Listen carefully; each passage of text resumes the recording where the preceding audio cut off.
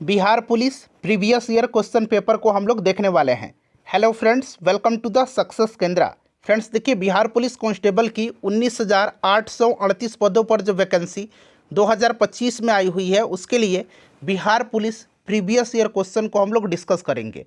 Bihar police previous year question paper 2024 है, यहाँ पर आप देख सकते हैं।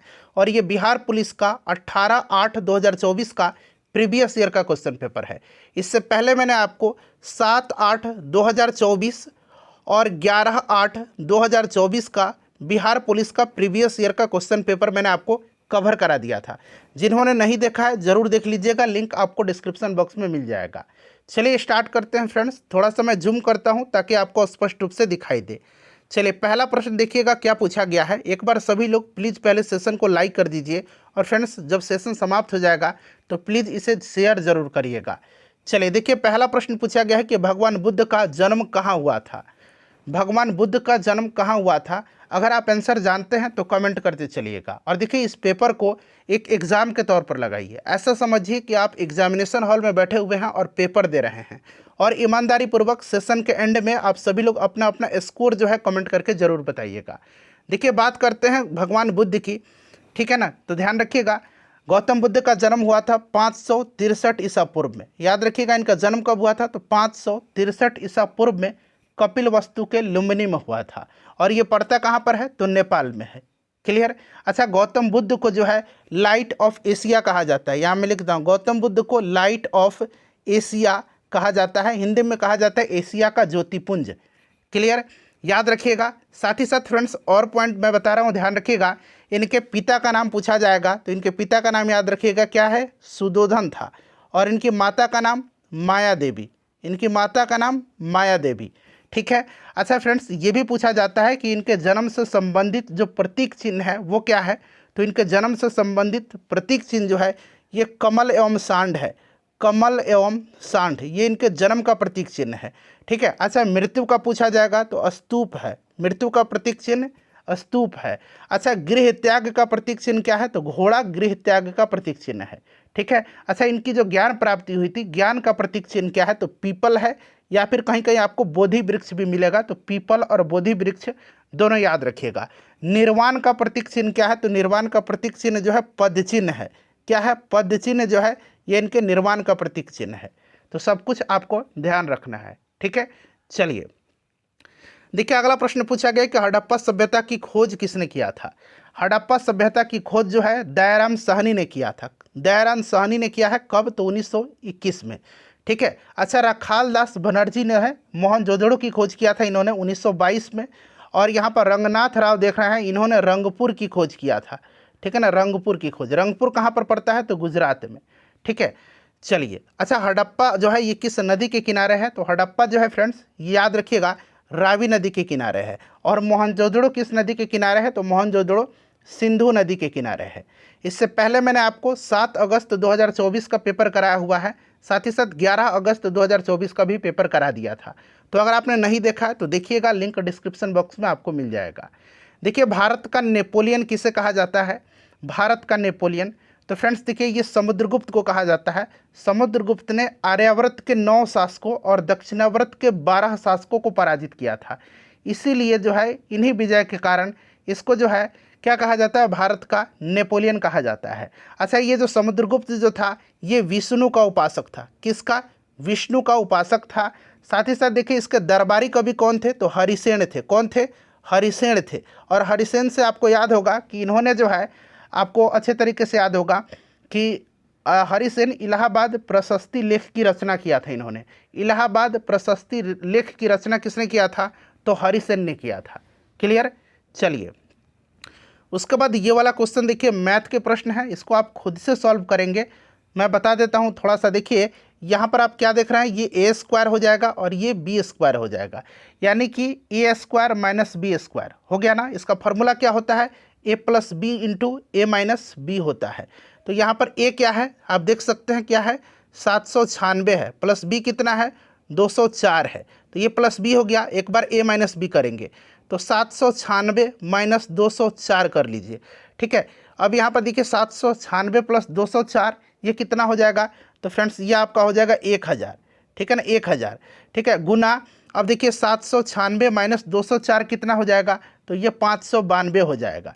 तो देखिए 592 और 1000 को गुना करिए तो 592 पर 3 गो जीरो आ जाएगा, तो 592 पर आप देख सकते हैं 3 गो जीरो आ गया। ठीक है, चलिए मैथ का मैं आंसर बता दूंगा। देखिए टिहरी बांध किस नदी पर स्थित है, टिहरी बांध बताइए। तो देखिए टिहरी बांध जो है ना ये उत्तराखंड में है और ये भागीरथी और भीलांगना नदी के संगम पर है, भागीरथी और भीलांगना नदी के संगम पर है। ठीक है ना, भीलांगना इस तरह से लिखा मिलेगा आपको, भीलांगना, भीलांगना नदी के संगम पर है। ठीक है फ्रेंड्स, याद रखिएगा। Clear, important question. अच्छा, अभी एक प्रश्न जो है बिहार के एग्जाम में पूछा गया था कि जो फाल्गु नदी है, फाल्गु नदी, इसको निरंजना नदी भी कहा जाता है। ठीक है ना, यह जो है ये लीलाजन, यहाँ मैं लिखता हूँ लीलाजन और मोहना नदियों के संगम पर है। ठीक है ना, मोहना नदी के संगम से बनता है फाल्गु नदी, लीलाजन और मोहना नदी के संगम से। ठीक है, तो ये भी आप साथ साथ ध्यान रखेंगे। अब देखिए रोहन बोपन्ना पूछा गया है, किस खेल से संबंधित है रोहन बोपन्ना।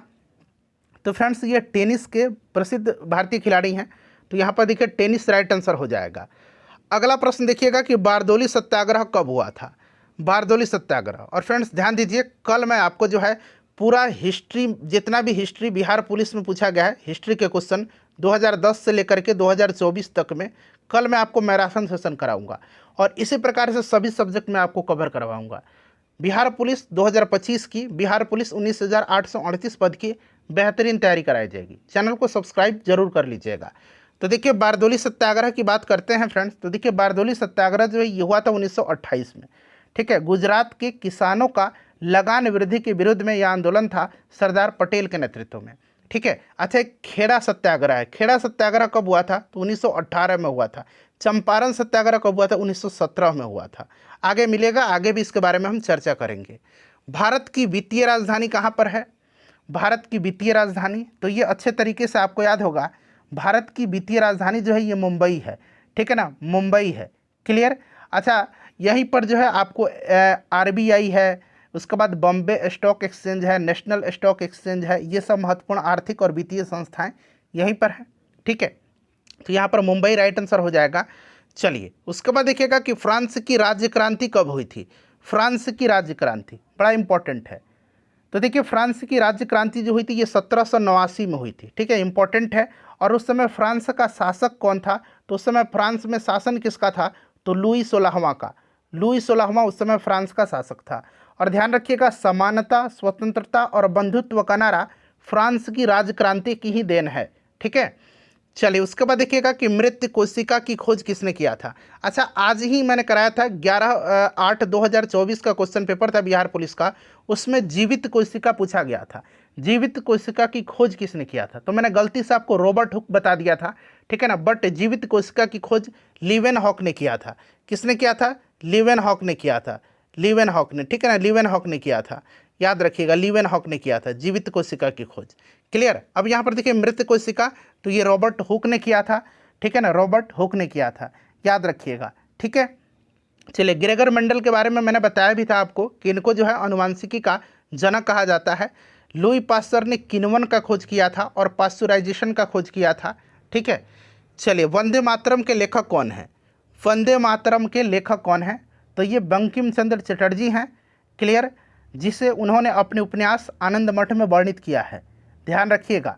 क्लियर, चलिए तो यहाँ पर वंदे मातरम हो जाएगा बंकिम चंद्र चटर्जी। अच्छा वंदे मातरम को पहली बार कब गाया गया था, तो आपको याद रखना है पहली बार 1896 का कोलकाता अधिवेशन हुआ था, उसी में वंदे मातरम को पहली बार गाया गया था। ठीक है, चलिए उसके बाद नेक्स्ट क्वेश्चन है कि तत्वबोधिनी सभा की स्थापना किसने किया था, तत्वबोधिनी सभा के संस्थापक कौन थे। तो फ्रेंड्स देखिए तत्वबोधिनी सभा की स्थापना 1839 में जो है किसने किया था, देवेंद्रनाथ टैगोर ने किया था। अच्छा राजा राम मोहन राय ने जो है इन्होंने आत्मीय सभा की स्थापना किया है। अगर आपसे पूछा जाए कि आत्मीय सभा की स्थापना किसने किया था, तो आत्मीय सभा की स्थापना राजा राम मोहन राय ने किया था। ब्रह्म समाज की भी इन्होंने स्थापना किया था। ठीक है, दयानंद सरस्वती ने आर्य समाज की स्थापना किया था। नेक्स्ट क्वेश्चन है कि नागार्जुन सागर बांध जो है ये किस नदी पर स्थित है, नागार्जुन सागर बांध। तो देखिए फ्रेंड्स देखिए नागार्जुन सागर बांध जो है ना ये कृष्णा नदी पर स्थित है, कृष्णा नदी पर स्थित है। अच्छा अगर आपसे पूछा जाएगा कि हीराकुंड बांध जो है ये हीराकुंड किस नदी पर है, तो हीराकुंड महानदी पर है। ठीक है, सरदार सरोवर बांध कहाँ पर है? सरदार सरोवर बांध जो है ये नर्मदा नदी पर है, सरदार सरोवर बांध, ये पूछा जाता है बार बार। चलिए उसके बाद देखिए, भारतीय संविधान में मौलिक अधिकारों की संख्या कितनी है?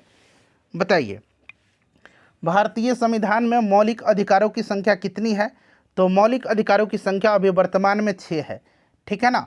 समता या समानता का अधिकार है, स्वतंत्रता का अधिकार है, शोषण के विरुद्ध अधिकार है, धार्मिक स्वतंत्रता का अधिकार है, संस्कृति और शिक्षा संबंधी अधिकार है, और संवैधानिक उपचारों का अधिकार है। ठीक है ना। संवैधानिक उपचारों का अधिकार जो आर्टिकल 32 में है, बाबा साहब अम्बेडकर ने संवैधानिक उपचारों के अधिकार को संविधान की आत्मा कहा है, ये भी आप ध्यान रखेंगे। देखिए, खेड़ा आंदोलन कब हुआ था? मैंने बताया था ना कि खेड़ा आंदोलन हुआ था कब? 1918 में। ठीक है, और बारदोली सत्याग्रह 1928 में हुआ था। चंपारण सत्याग्रह 1917 में हुआ था। ठीक है, इसे आप ध्यान रखिएगा। चलिए उसके बाद नेक्स्ट क्वेश्चन है कि अंतर्राज्यीय परिषद किस अनुच्छेद में है? अंतर्राज्यीय परिषद यानी कि इंटर स्टेट काउंसिल इसको बोला जाता है।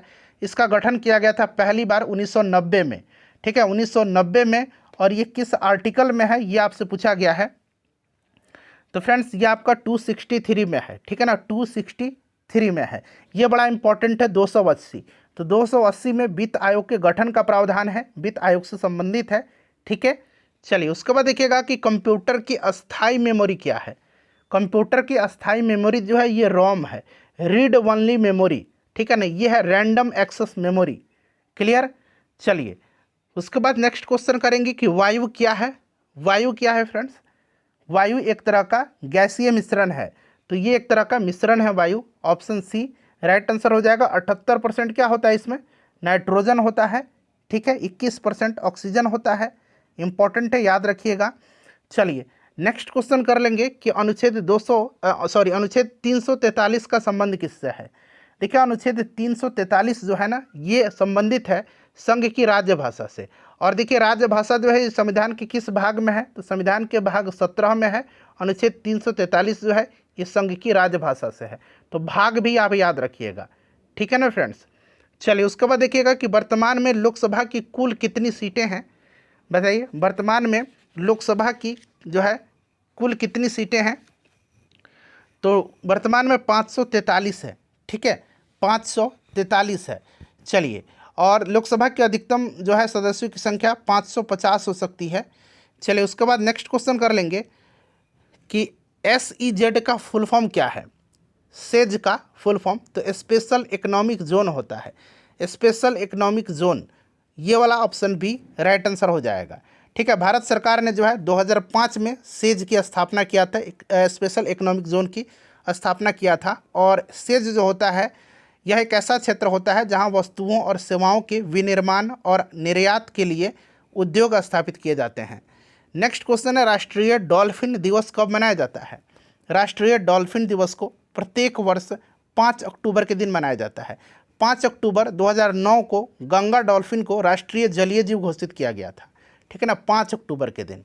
चलिए उसके बाद देखिएगा नेक्स्ट क्वेश्चन है हमारा, 5 दिसंबर को क्या मनाया जाता है? विश्व मृदा दिवस मनाया जाता है। 5 जून को पर्यावरण दिवस मनाया जाता है। यहाँ मिल भी गया क्वेश्चन, पर्यावरण दिवस 5 जून के दिन मनाया जाता है। 16 सितंबर को ओजोन दिवस मनाया जाता है।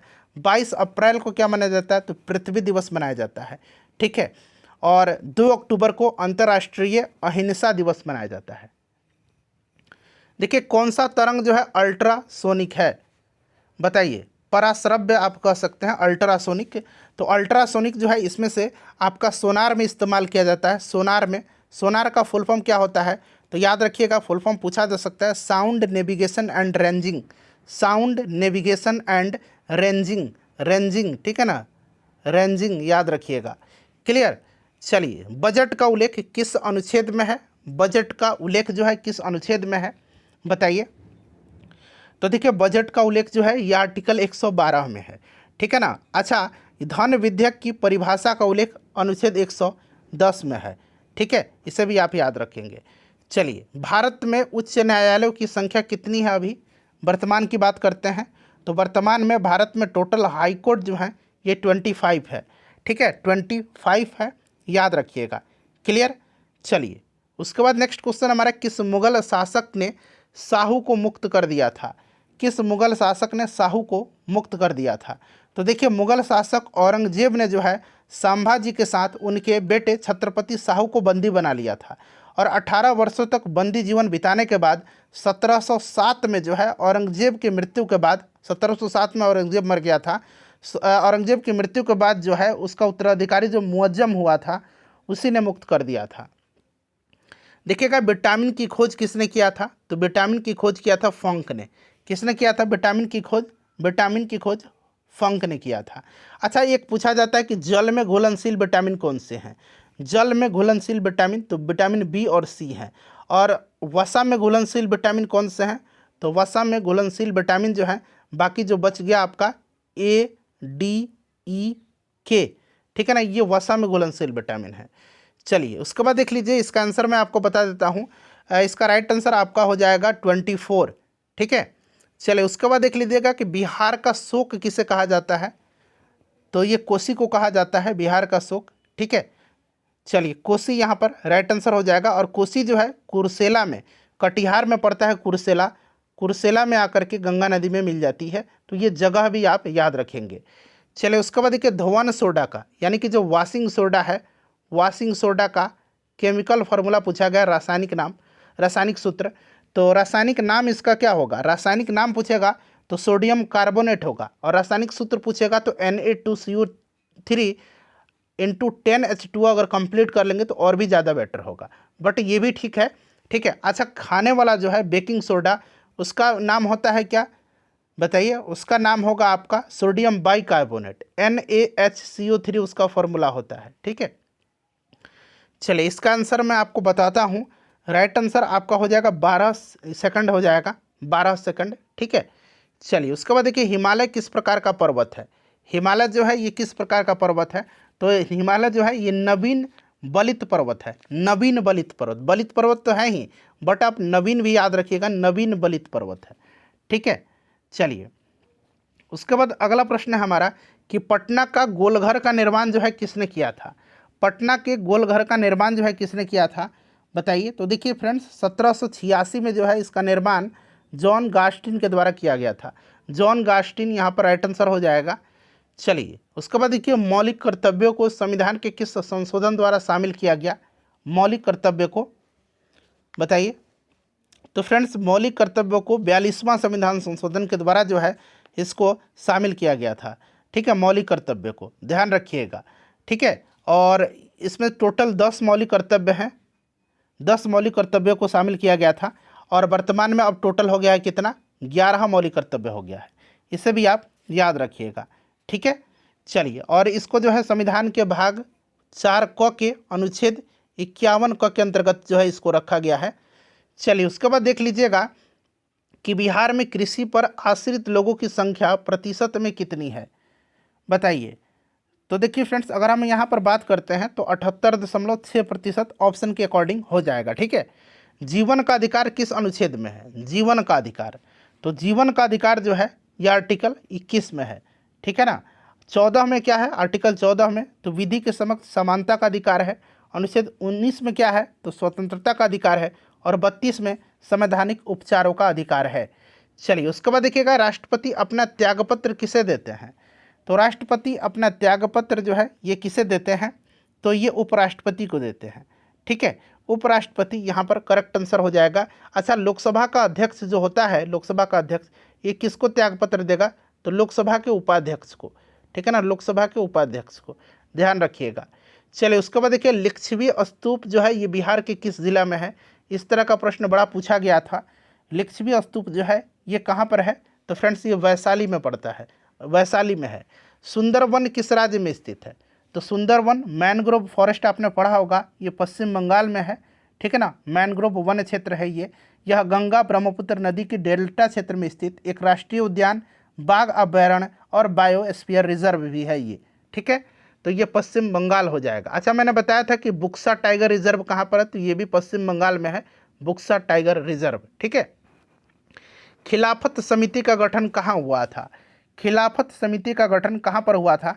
तो ध्यान रखिएगा, 1919 में खिलाफत समिति का गठन बॉम्बे में हुआ था, ठीक है। इसका गठन खलीफा जो था, तुर्की का खलीफा, उसी की शक्तियों की रक्षा के लिए किया गया था।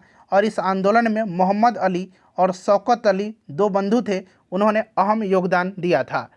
चलिए देखिएगा कि निम्नलिखित में से किसकी इलेक्ट्रॉन बंधुता सबसे कम है। तो सबसे कम यहाँ पर इलेक्ट्रॉन बंधुता पूछा गया है। इनमें से अगर हम बात करते हैं तो सबसे कम किसका होगा, बताइए। राइट आंसर क्या हो जाएगा, देखिए क्लोरीन की इलेक्ट्रॉन बंधुता उच्च होती है, क्लोरीन का तो उच्च हो जाएगा, लेकिन इसमें सबसे कम जो होगा ये आर्गन का हो जाएगा। ठीक है, इलेक्ट्रॉन बंधुता क्लियर, ध्यान रखिएगा। तो यहाँ पर ऑर्गन हो जाएगा। चलिए नेक्स्ट क्वेश्चन कर लेंगे हम लोग। और नोबेल गैस की जो है इलेक्ट्रॉन बंधुता 0 होती है, इसीलिए सबसे कम होगा। देखिए अयोध्या किस नदी के किनारे है, अयोध्या जो है ये सरयू नदी के किनारे है ना, सरयू राइट आंसर हो जाएगा। ठीक है, और हरिद्वार गंगा के किनारे है, आगरा यमुना नदी के किनारे है, नासिक गोदावरी नदी के किनारे है। सुदर्शन झील किस राज्य में है, सुदर्शन झील। तो फ्रेंड्स आपने हिस्ट्री में पढ़ा होगा कि सुदर्शन झील का जीर्णोद्धार जो है किया था रुद्रदामन ने। ठीक है, और इसका निर्माण चंद्रगुप्त मौर्य के आदेश पर उसके राज्यपाल पुष्यगुप्त वैश्य ने करवाया था, और ये गुजरात में पड़ता है। चलिए इसको सॉल्व कर लेंगे। इसका राइट आंसर मैं आपको बता देता हूँ, 4/13 कहाँ पर है, ऑप्शन बी में है। नेक्स्ट हमारा कंचनजंगा नेशनल पार्क जो है ये कहाँ पर स्थित है, कंचनजंगा नेशनल पार्क। तो फ्रेंड्स ये सिक्किम में है। ठीक है ना, ये एक नेशनल पार्क है, राष्ट्रीय उद्यान है, और एक बायोस्फीयर रिजर्व भी है। ठीक है, तो सिक्किम राइट आंसर हो जाएगा। उसके बाद देखिए तिलैया बांध जो है ये किस नदी पर है, तिलैया बांध ये बराकर नदी पर है, झारखंड में है बराकर नदी पर। ठीक है, चलिए तो यहाँ पर आपका बराकर राइट आंसर हो जाएगा। उसके बाद देखिए शुद्ध राष्ट्रीय उत्पाद का मूल्यांकन कैसे किया जाता है, ग्रॉस नेशनल प्रोडक्ट का, GNP जिसको शॉर्ट में बोलेंगे हम। ठीक है ना, इसका मूल्यांकन कैसे किया जाता है। तो देखिए फ्रेंड्स यहाँ पर अगर हम बात करते हैं तो ये आपका GNP जो होगा ना, GNP इसमें मूल्य ह्रास की राशि घटा देने पर जो राशि प्राप्त होती है उसी को शुद्ध राष्ट्रीय उत्पाद यानी कि नेट नेशनल प्रोडक्ट कहा जाता है। ठीक है ना, तो यहाँ पर हो जाएगा आपका NNP = GNP माइनस मूल्य ह्रास। ठीक है, चलिए नेक्स्ट क्वेश्चन है हमारा कि मुझे पहचानो उपन्यास के लेखक कौन हैं, मुझे पहचानो। तो फ्रेंड्स ये कौन है, मुझे पहचानो हिंदी उपन्यास है, इसके लेखक संजीव हैं। और देखिए संजीव को जो है 2023 में जो है याद रखिएगा हिंदी में साहित्य अकादमी पुरस्कार इनको दिया गया था। चलिए देखिए बिहार मानवाधिकार आयोग की स्थापना कब हुई थी, बिहार मानवाधिकार आयोग की स्थापना हुआ था सन 2000 में हुई थी। ठीक है, बट इसका औपचारिक गठन 25 जून 2008 को किया गया। तो यहाँ पर तो आपको ऑप्शन में है नहीं 2008, तो आप 2000 लगाइएगा, 3 जनवरी 2000, परंतु इसका औपचारिक गठन 25 जून 2008 को किया गया। ठीक है, चलिए उसके बाद देखिएगा कि सुमन योजना का संबंध किससे है, सुमन योजना का संबंध। तो फ्रेंड्स देखिए सुमन योजना का संबंध जो है सुरक्षित मातृत्व आश्वासन योजना है ये इसका नाम। ठीक है ना, पूरा नाम इसका क्या है, सुरक्षित मातृत्व आश्वासन योजना, यानी कि ये सुरक्षित मातृत्व से संबंधित है। ठीक है, चलिए उसके बाद नेक्स्ट क्वेश्चन है कि उत्प्लावन का सिद्धांत किसने दिया था। तो अच्छे तरीके से आपको याद होगा कि उत्प्लावन का जो सिद्धांत है ये आर्किमिडीज के द्वारा दिया गया था। ठीक है ना, आर्किमिडीज राइट आंसर हो जाएगा।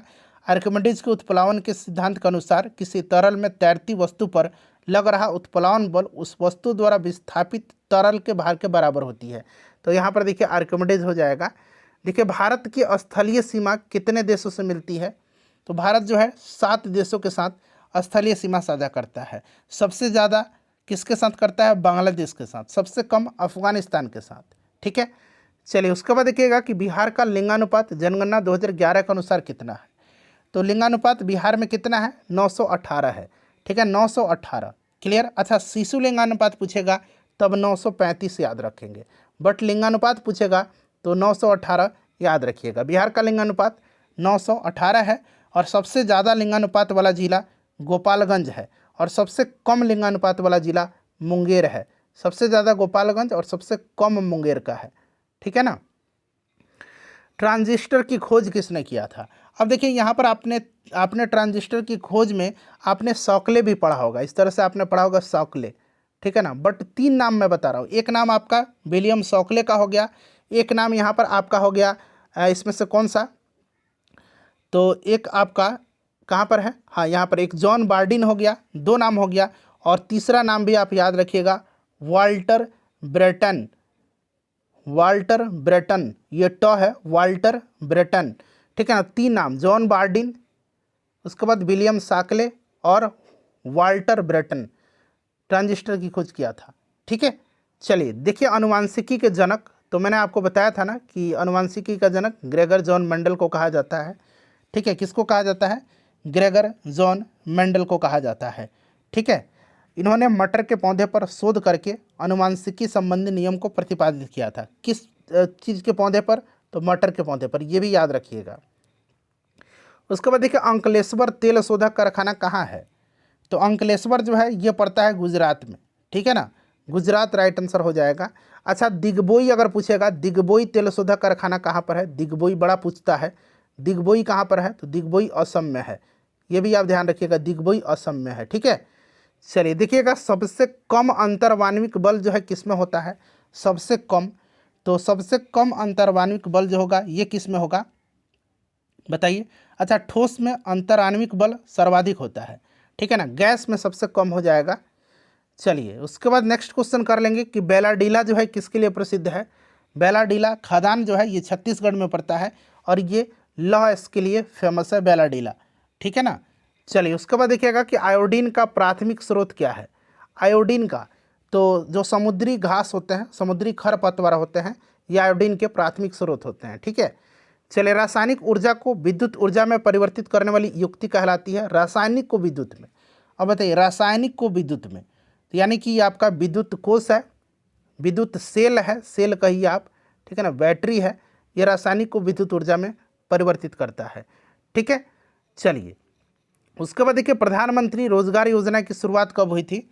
प्रधानमंत्री रोजगार योजना की शुरुआत, तो फ्रेंड्स 2 अक्टूबर 1993 को हुई थी, ठीक है ना। प्रधानमंत्री रोजगार योजना, जिसे अब प्रधानमंत्री रोजगार सृजन कार्यक्रम के नाम से जाना जाता है, ठीक है। इसका उद्देश्य शिक्षित बेरोजगारों को स्वरोजगार के अवसर प्रदान कराना था। तो यहाँ पर आप ध्यान रखिएगा 1993, ठीक है। चलिए उसके बाद देखिएगा कि गाल बजाना मुहावरे का अर्थ क्या होगा। गाल बजाना मुहावरे का अर्थ, तो फ्रेंड्स गाल बजाना मुहावरे का अर्थ होता है डिंग हाँकना, ठीक है ना, डिंग हाँकता है जो। जैन धर्म के अंतिम तीर्थंकर महावीर की मृत्यु कहाँ पर हुई थी, यह आपसे पूछा गया है, महावीर की मृत्यु। तो देखिए फ्रेंड्स, इनकी मृत्यु जो हुई थी ना, ये कहाँ पर हुई थी, तो इनकी मृत्यु हुई थी पावापुरी में, ठीक है ना, पावापुरी यहाँ पर दिया गया है, पावापुरी में हुई थी, ठीक है। और इनका जो जन्म हुआ था ये कुंडग्राम में हुआ था, कुंडग्राम में इनका जन्म हुआ था। चलिए, जैन धर्म के ये आखिरी और 24वें तीर्थंकर थे। भारत में गांधी जी ने सबसे पहला सत्याग्रह कहाँ शुरू किया था, तो इन्होंने किया था कहाँ पर, चंपारण में 1917 में, ठीक है ना, याद रखिएगा। चलिए, महात्मा गांधी भारतीय राष्ट्रीय कांग्रेस के अध्यक्ष कब बने थे, तो इन्होंने मात्र एक बार जो है भारतीय राष्ट्रीय कांग्रेस की अध्यक्षता किया है, 1924 में बेलगाम अधिवेशन में, ठीक है ना, इसको याद रखिएगा, ठीक है। कर्नाटक में पड़ता है, बेलगाम अधिवेशन की अध्यक्षता इन्होंने किया था।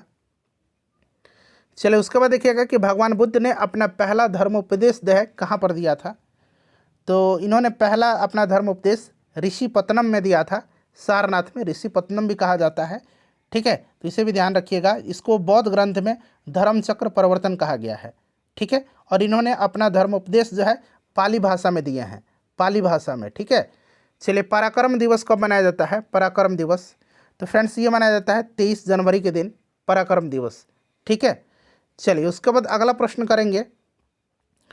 नेक्स्ट क्वेश्चन हमारा कि लोथल बंदरगाह जो है ये किस नदी के किनारे था, लोथल बंदरगाह किस नदी के किनारे था, तो फ्रेंड्स लोथल जो है था ये भोगवा नदी के किनारे था और ये सिंधु घाटी सभ्यता का प्रमुख बंदरगाह हुआ करता था, भोगवा, गुजरात में। चलिए उसके बाद देखिए, हमारे शरीर की सबसे बड़ी ग्रंथि कौन सी है। हमारे शरीर की सबसे बड़ी ग्रंथि जो भाई ये लीवर है, यकृत है, हमारे शरीर की सबसे बड़ी ग्रंथि, ठीक है। चलिए उसके बाद देखिएगा कि सोम प्रकाश नामक पत्रिका किसने निकाला था, सोम प्रकाश, तो ये पत्रिका निकाला था ईश्वर चंद्र विद्यासागर ने, ठीक है ना, ईश्वर चंद्र विद्यासागर ने निकाला था। और इस पत्रिका का संपादक द्वारकानाथ विद्याभूषण ने किया था। तो यहाँ पर देखिए ईश्वर चंद्र विद्यासागर, ठीक है। और एक सत्यार्थ प्रकाश है, सत्यार्थ प्रकाश ये किसकी रचना है, दयानंद सरस्वती का बुक है सत्यार्थ प्रकाश, ठीक है, याद रखिएगा। चलिए देखिएगा ये वाला क्वेश्चन आप सॉल्व करिए, आंसर मैं बता देता हूँ। ये वाला हो जाएगा ऑप्शन डी, राइट आंसर हो जाएगा। 1857 की क्रांति में वे कौन से क्रांतिकारी थे जो भाग कर के नेपाल चले गए थे? तो ये नाना साहब थे, क्योंकि उन्हें विद्रोह के आपराधिक नेता के रूप में चिन्हित किया गया था, ठीक है ना। तो ये नेपाल चले गए थे, तो यहाँ पर नेपाल में नाना साहब चले गए थे, ठीक है। चलिए बिहार में 1857 की क्रांति का नेतृत्व कुंवर सिंह ने किया था और झांसी में रानी लक्ष्मीबाई ने किया था। चलिए तात्या टोपे और नाना साहब ने कानपुर से किया था। शक्ति सैन्य अभ्यास भारत और किस देश के बीच होता है? शक्ति सैन्य अभ्यास, तो ये भारत और फ्रांस के बीच होता है, ठीक है ना, भारत और फ्रांस के बीच होता है। चलिए उसके बाद देखिएगा कि ठोस से द्रव में बदलने की क्रिया को क्या कहते हैं? ठोस से सीधे द्रव में, बताइए। तो इसको गलन कहते हैं ना, ठोस से द्रव में, और ठोस से सीधे गैस में जो बदलता है उसको ऊर्ध्वपातन कहते हैं। डीआरडीओ की स्थापना कब हुई थी? बताइए। डीआरडीओ की स्थापना 1958 में हुई थी, ठीक है। डीआरडीओ का स्थापना 1958 में हुआ था और वर्तमान में डीआरडीओ के अध्यक्ष कौन हैं? तो याद रखिएगा समीर वी कामत हैं, समीर वी कामत, या मैं लिखता हूँ समीर वी कामत हैं, ठीक है ना, कामत। अच्छा, अगर इसरो का पूछा जाएगा तो 1969 में हुआ था और वर्तमान में इसरो के अध्यक्ष कौन है? डॉक्टर वी नारायणन हैं। चलिए उसके बाद देखिएगा इनमें से कौन सार्क का सदस्य देश है? तो इसमें से सार्क का मॉरिशस नहीं है, जापान नहीं है, चीन नहीं है, मालदीव है, ठीक है ना, मालदीव है इसमें से सार्क का सदस्य देश। तो इस तरह से भी आप इसको ध्यान रख सकते हैं। सार्क की स्थापना जो हुआ था ये हुआ था 1985 में, 1985 में सार्क का स्थापना हुआ था, ठीक है ना, सार्क की स्थापना। और ध्यान रखिएगा सार्क का फुल फॉर्म होता है south Asian association for regional cooperation, ठीक है। हिंदी में इसको दक्षेस भी कहा जाता है, हिंदी में इसको दक्षेस भी कहा जाता है। इसका हेडक्वार्टर काठमांडू में है, मुख्यालय काठमांडू में है। चलिए उसके बाद देख लीजिएगा अगला प्रश्न है हमारा, भारत इसका सदस्य है सार्क का, पाकिस्तान, बांग्लादेश, नेपाल, भूटान, श्रीलंका, मालदीव और अफगानिस्तान है, ठीक है। सिक्के पर बीना वादन करते हुए किस शासक का चित्र दर्शाया गया है? बताइए। तो फ्रेंड्स ये किसका चित्र दर्शाया गया है बीना वादन करते हुए? समुद्रगुप्त को, ठीक है, समुद्रगुप्त को। और मैंने बताया था कि इसको भारत का नेपोलियन कहा जाता है। चलिए उसके बाद देखिए एल्युमिनियम ऑक्साइड का सूत्र पूछा गया है। तो एल्युमिनियम ऑक्साइड का फॉर्मूला होता है Al2O3, ठीक है। चलिए उसके बाद देखिएगा कि जय जवान जय किसान का नारा किसने दिया था? तो फ्रेंड्स ये दिया था भारत पाकिस्तान युद्ध के समय लाल बहादुर शास्त्री जी ने 1965 में, 1965 में लाल बहादुर शास्त्री जी ने दिया था, ठीक है ना। फिर अटल जी ने बाद में इसमें जय विज्ञान जोड़ दिया और फिर मोदी जी ने इसमें जय अनुसंधान जोड़ दिया। तो अब पूरा क्या है इस प्रकार से, जय जवान जय किसान जय विज्ञान और जय अनुसंधान, ठीक है। चलिए उसके बाद देखिएगा कांवर झील बिहार के किस ज़िले में है? कांवर झील जो है ये बेगूसराय में पड़ता है, हाँ ठीक है, कांवर लेक जो है ये बेगूसराय में है और ये पहला रामसर स्थल है, ठीक है। चलिए उसके बाद देखिए नागीनक्टी को भी रामसर स्थल का दर्जा दिया गया है, नागीनक्टी को, जो जमुई में पड़ता है। जंतु का सबसे बड़ा संघ कौन सा है? तो ये आपका ऑर्थ्रोपोडा है, ऑर्थोपोडा है, ऑप्शन बी, ठीक है ना। और इसी में जो है ऑर्थोपोडा में आपका केकड़ा, मकड़ियाँ, ठीक है ना, ये सब आते हैं, झींगा, ये सब आते हैं, ठीक है। चलिए कुउपसर्ग का अर्थ क्या है? कुउपसर्ग अगर लग जाए किसी शब्द में तो ये क्या दर्शाता है? जैसे कि आप देख सकते हैं कर्म में अगर कु लग जाएगा तो क्या बन जाएगा? कुकर्म बन जाएगा, तो ये बुरा दर्शाएगा। मांग के लिए आवश्यक तत्व क्या है? मांग के लिए आवश्यक तत्व, तो ये वस्तु की इच्छा भी है, एक निहित मूल्य भी है और साधन व्यय करने की तत्परता भी है, इसलिए उपरोक्त सभी हो जाएगा। चलिए देखिए कुशेश्वर पक्षी अभयारण्य किस जिले में है? याद रखिएगा कुशेश्वर पक्षी अभयारण्य बिहार में है और ये बिहार के दरभंगा में है, ठीक है ना, इसे आप ध्यान रख लेंगे। चलिए उसके बाद देखिएगा कि हुक के नियम पर कार्य करने वाला उपकरण कौन सा है? तो यह आपका कमानीदार तुला है, ठीक है, कमानीदार तुला राइट आंसर हो जाएगा, ठीक है। चलिए उसके बाद देख लीजिएगा कि राष्ट्रीय उपभोक्ता दिवस कब मनाया जाता है? राष्ट्रीय उपभोक्ता दिवस 24 दिसंबर के दिन मनाया जाता है, ठीक है ना, 24 दिसंबर के दिन मनाया जाता है। चलिए राष्ट्रीय उपभोक्ता दिवस, विश्व उपभोक्ता अधिकार दिवस 15 मार्च के दिन मनाया जाता है, बट राष्ट्रीय उपभोक्ता दिवस 24 दिसंबर के दिन। पुलिस प्रशासन किस सूची के अंतर्गत आता है? पुलिस प्रशासन तो ये राज्य सूची के अंतर्गत आता है, ठीक है, राज्य सूची के। उसके बाद देखिएगा कि टोकरी में फल है में किस कारक का प्रयोग हुआ है? टोकरी में फल है, बताइए। तो इसमें आपका में पर किस में है? अधिकरण कारक में है, तो यहाँ पर अधिकरण हो जाएगा। पेट में कौन सा अम्ल होता है? तो पेट में होता है HCl हाइड्रोक्लोरिक अम्ल, ठीक है ना, हाइड्रोक्लोरिक अम्ल होता है, क्लियर, याद रखिएगा। उसके बाद देखिएगा गौतम बुद्ध की मृत्यु कहाँ पर हुई थी? तो जन्म तो मैंने बता ही दिया था, ठीक है ना, और मृत्यु याद रखिएगा कुशीनगर में हुई थी। उसके बाद देखिए H2C2O4 में कार्बन की ऑक्सीकरण अवस्था क्या है? तो यहाँ पर आप देखेंगे तो इसके ऑक्सीकरण अवस्था +3 है। मैं आपको ऑक्सीकरण अवस्था या ऑक्सीकरण संख्या यानी कि ऑक्सीडेशन नंबर निकालने का मैं आपको तरीका भी बता दूंगा, ठीक है ना, आप निश्चिंत रहिएगा। चलिए अभी फ़िलहाल याद रखिए, गोवा में पहला शासन किसका था? तो गोवा में पहला शासन जो था ये किसका था?